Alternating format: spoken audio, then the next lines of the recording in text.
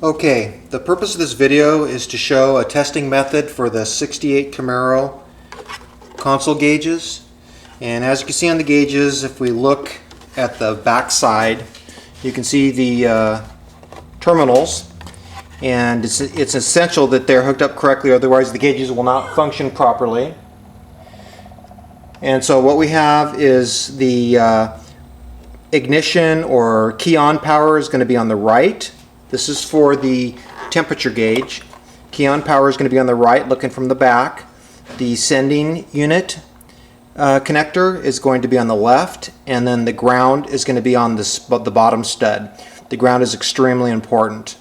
The gauge on the next to the temp gauge, which is your amp gauge, you've got two connectors. The plus connector is going to be on the top, negative connectors on the bottom, and we'll demonstrate how to test all these gauges.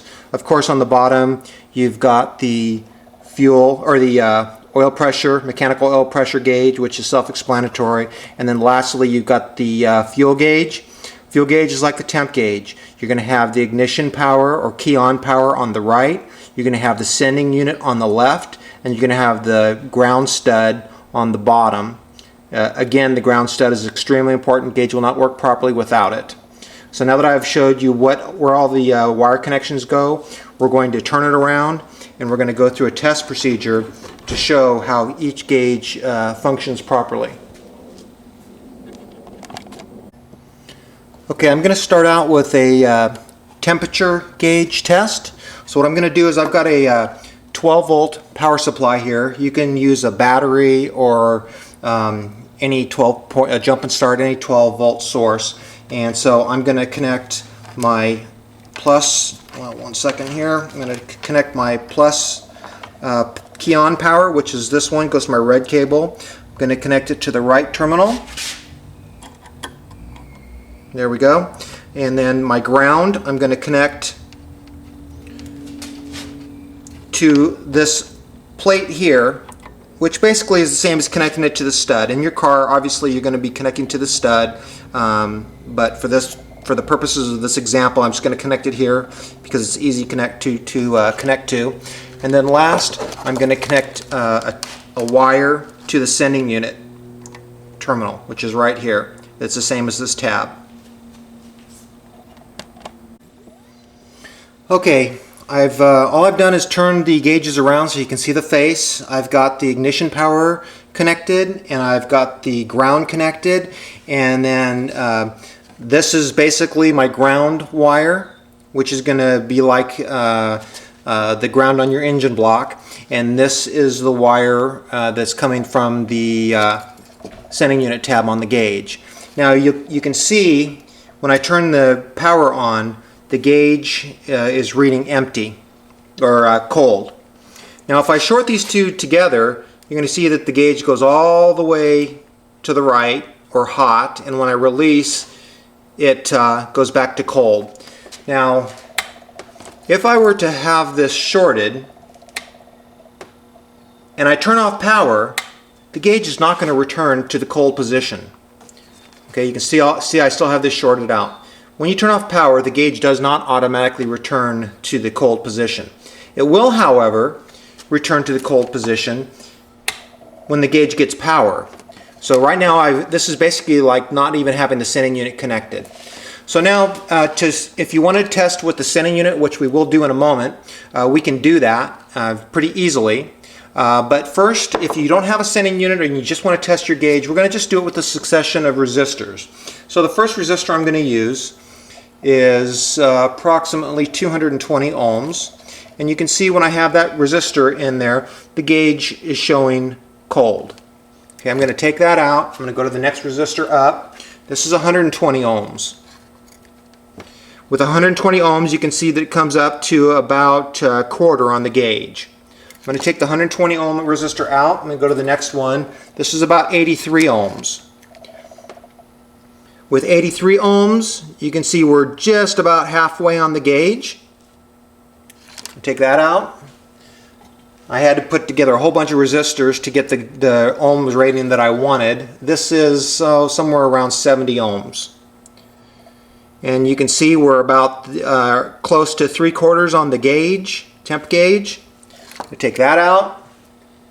This is about, I believe it's about 120 ohms. You can see we're just in the orange now. Okay, and I'm sorry, that was not 120. That's about 58 ohms. We're getting smaller. The ohms gets smaller as it gets hotter. And last, I'm going to use a 47 ohm resistor, and you can see that takes it all the way, pretty much pegs the needle. That is pretty much how you bench test the temperature gauge. You can see I only have 2 wires connected right now. I've got the ground wire and the positive wire connected. The sending unit is basically open, not connected to anything. In this configuration, the gauge should show completely cold. Next, I'm going to show you how to test it with the sending unit. And what I've done is I'm going to get a tie wrap. I'm going to tie wrap my wire that's going to ground. This is just like your engine block. I'm going to tie it to the sending unit. Okay, and now this goes to the sending unit wire. Now we've got a complete circuit. Now all we have to do is find a way to heat it up. I'm going to go ahead and turn power on. Now I ran this a little while ago, so it's still a little bit warm, but you can see we're basically cold right now. Now what I do is I use a heat shrink gun. It's the easiest way to heat it up. Some people might want to put it in water and boil it, and you could certainly do that, but this is a quick and easy way to test it. I'm going to go ahead and turn it on, and you'll see that as the gauge, as the temperature unit, sending unit heats up, the gauge is going to go up. This is a TU12 sending unit that you should be using with this gauge set.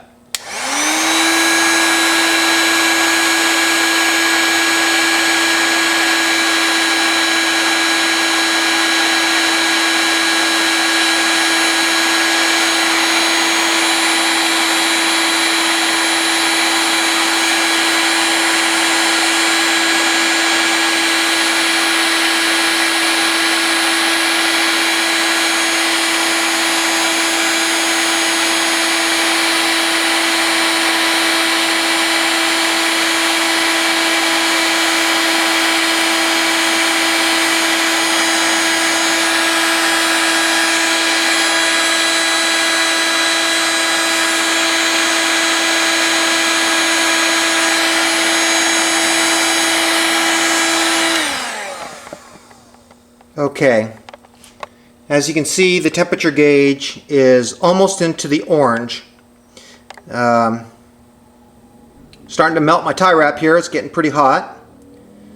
Now if I were to just sit here and let it cool, you'd see that the gauge would slowly go back down.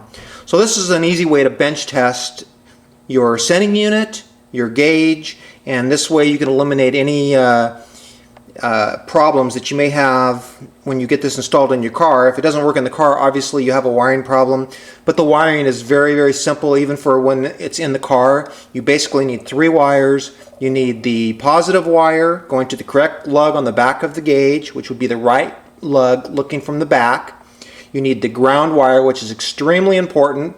It's going to basically go to the stud that's at the bottom of the temperature gauge lugs. And lastly, you need the sending unit wire, which is on the left lug, and that's going to go to the sending unit in the block. Now the other tests that we can run, if we'd like, we can do the same test with the fuel gauge, and you'll get the same results. The tests are exactly the same. The only difference is the fuel gauge is a 0 to 90 ohms gauge. So you're going to want to use resistors of those values to test the range of the fuel gauge. Lastly, if you want to check the amp gauge, you can do it the same way, except you're only going to need 2 wires there, and you're going to want to just do a quick test. Basically what I do is I put the positive wire to the top lug. I put the negative wire to the bottom lug through a small resistor, and I was using, oh gosh, you might have to experiment, but I believe I was using a 47 ohm resistor, and all I wanted to do is see if the gauge would read current going through it, and it does. Basically what you'll see is the gauge deflect slightly one direction or the other. If you want to test both directions, both charging and discharge, the way you're going to do that is you're just going to reverse the leads when you do this test. And that is about it. That's how you test the 68 Camaro gauge package, bench test the gauge package. That's all you got to do.